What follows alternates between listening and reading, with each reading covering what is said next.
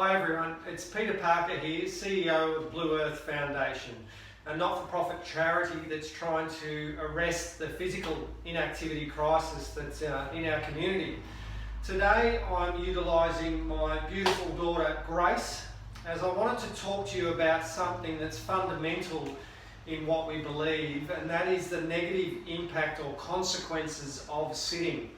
And sitting could be said to not even be a human position.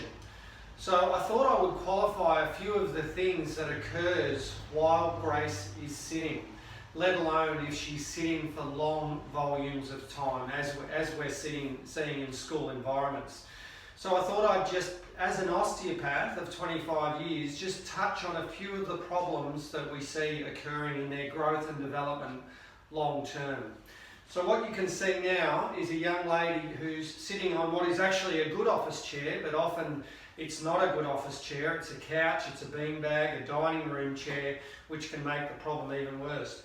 I'll start by talking about the fact that while Grace is sitting, her body is actually really inactive.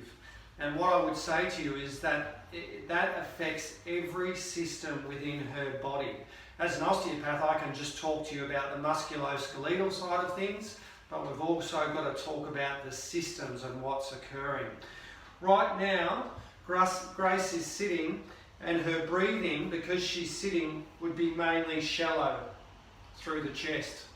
So that shallowness of breathing means that she's learning to ventilate high instead of where she's naturally meaning to breathe, which is her diaphragm or solar plexus.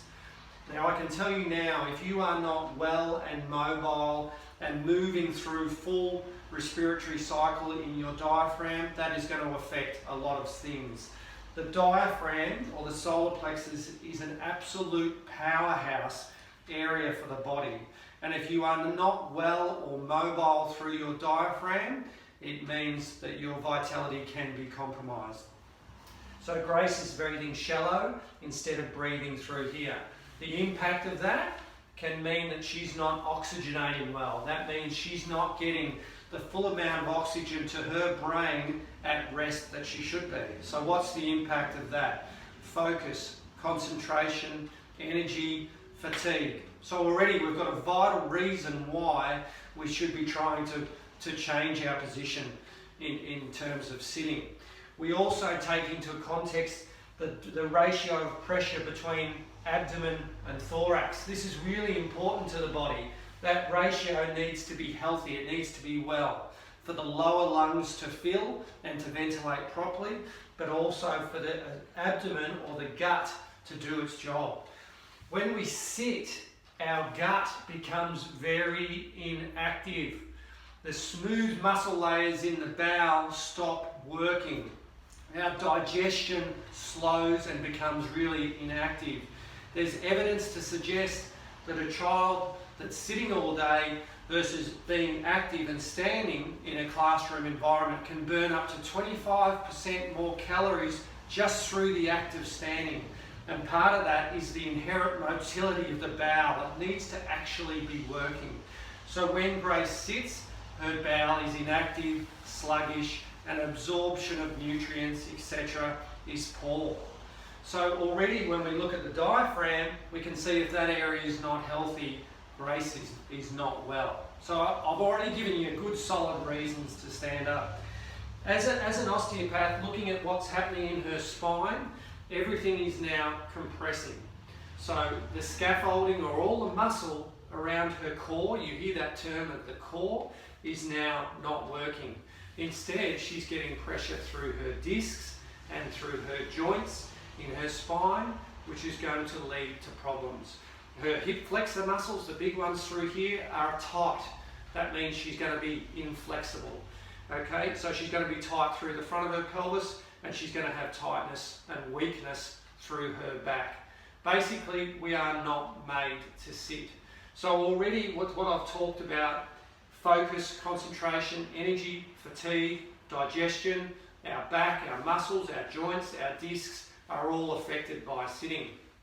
What I would say as a general piece of advice is the human body needs diversity and it needs to move in different ways. if we're sitting any longer than 20 or 30 minutes, the volume of time causes a lot of fatigue in the body, and all these systems that we've talked about start to take it on as memory in the body. And so in a growing body like Grace, that can lead to longer term health consequences. So at the heart of what Bluearth Foundation do, it is about physical activity and movement. And that's not just for the short-term immediate benefit, but it's for their longer-term health. I've always had a passion around arresting the sedentary epidemic, particularly around sitting. And today, on behalf of Bluearth Foundation, I'm trying to tell you the reasons why we want our children moving.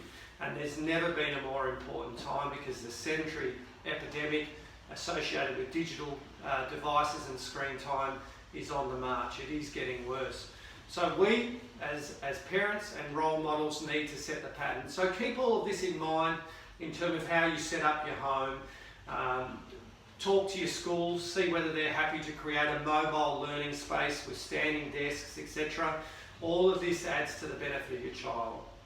So I could keep talking, but I won't, and I appreciate you listening, and I'd urge you to follow Bluearth Foundation, because this is just a tiny bit of the work we do, and get Bluearth Foundation into your schools and let us advocate for your children's well-being and health. What do we say, Grace? See you later. See you later. Okay, take care everyone. Thank you.